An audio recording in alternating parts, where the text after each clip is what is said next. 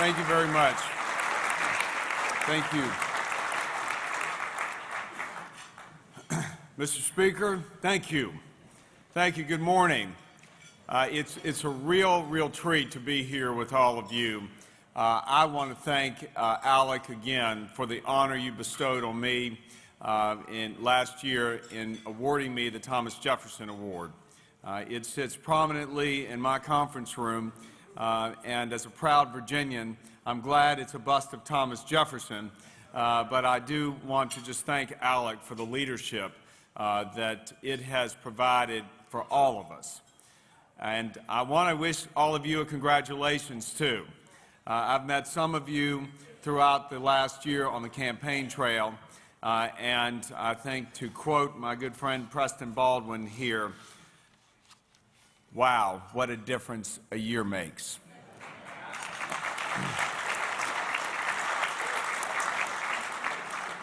I know the folks from Tennessee, I was probably there last to hear of the tremendous successes, 22 seats delivered. That's pretty good. That's pretty good. Yeah. But really look forward to working with all of you collaboratively. I had an opportunity to meet with your newly elected governors yesterday, who were up here with Haley Barbour to begin discussions on how we can look to the states as the true laboratories of innovation. And I know that all of you in the legislative bodies at the state level are going to provide us a tremendous arena to point to in hopes of trying to fix what's wrong here in Washington. If you step back a minute, you look at this election, to me it was about work. One, it was about too many people out of work and the fact that we need to get more jobs for more Americans. But it was also about what works and what doesn't. Clearly, I think, and I'm sure Dick Morris is going to be here next saying, this was an election that was a repudiation of the agenda that's been in place over the last 2 years in Washington.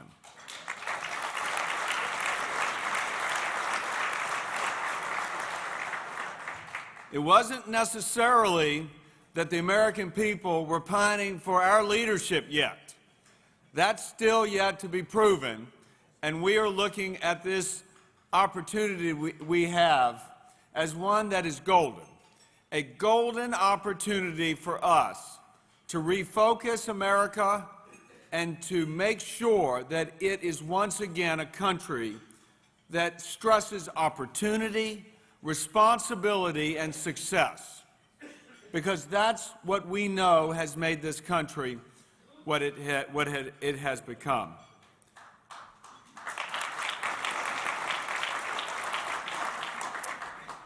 Now, in my quest to become majority leader, and we had the election, leadership elections a couple weeks ago, I committed to my colleagues in Congress that I would wake up each morning and I would ask a question. And that question is threefold. One, are my actions focusing on job creations and the economy? Two, are my actions focused on cutting spending? And three, are my actions in this Congress focusing on shrinking government while expanding and promoting liberty?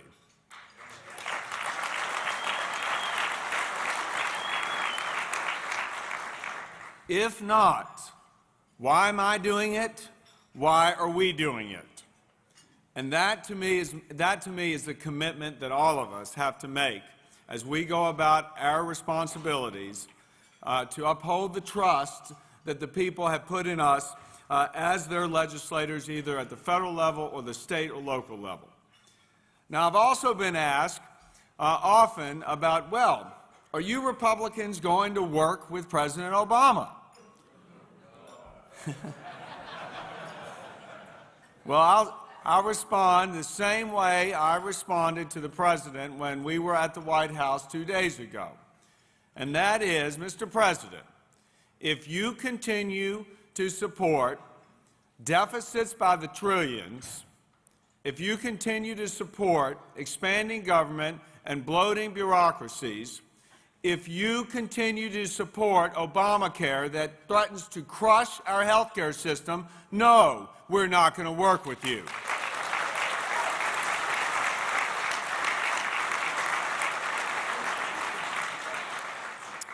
But we can work on things together because we know, as Republicans, there is a better way. And that's why we as Republicans have committed to returning to the common sense conservative principles of limited government, individual responsibility, and opportunity. And that's why, as the new Congress takes hold in January, we have committed to listening to the American people, to stop talking to them and start listening, to making sure that this federal government starts working for the people again and not the other way around.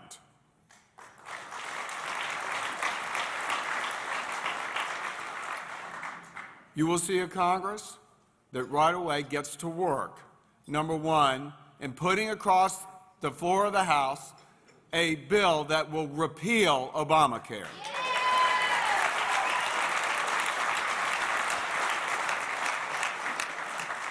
We'll also get to work right away to cut spending levels in the discretionary area to 2008 levels.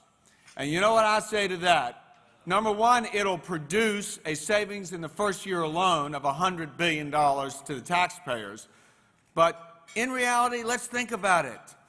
2008 represents pre-bailout, pre-stimulus levels, and the sun actually rose and set in 2008. So I think we can sustain that kind of fiscal discipline.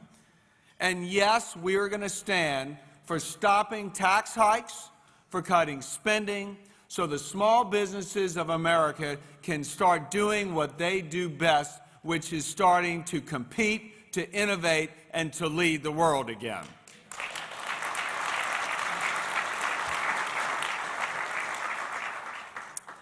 Now, we as Republicans I know we look at the situation that we face throughout this country, and we look at America and what we have become, and see that we truly are at a crossroads.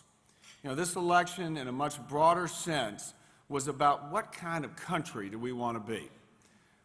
And if you look at what's going on in the world right now, all you have to do is look to these countries in Europe, and you see young people in France, in Greece, taking to the streets, people who have not even entered the workforce, but they are joining others to go into the streets and demand better retirements.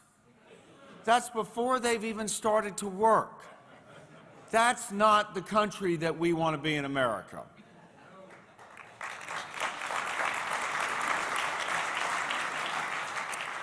So in that broader sense, in asking the question about what we want to be, I can tell you in my instance, you know, I do believe in this country. We are a country of immigrants. We are a country that has always stood as the beacon and opportunity to the world. In my personal story, my grandmothers, they both came in all four sets, if you will, all two sets and four grandparents came from Eastern Europe. They came from Eastern Europe at the turn of the last century. And they made decisions to leave that country for a decision of religious persecution and the fact they couldn't go anywhere. Because no matter how smart they were, no matter how hard they worked, they could only go so far because of where they were from, because of what religion they were, because of who their parents were. And they were lucky and blessed enough to come to this country, because in this country, you can be anything you want and do anything you want. That's the unlimited opportunity that America provides, and that's why the youth of our country are not focused on their retirement, but are in fact focused on the opportunity for themselves and building a life for their families, their kids. That's what we're about. That's what we're committed to, is to provide for the American dream for all. Thank you all very much for what you do towards that goal. And I wish you all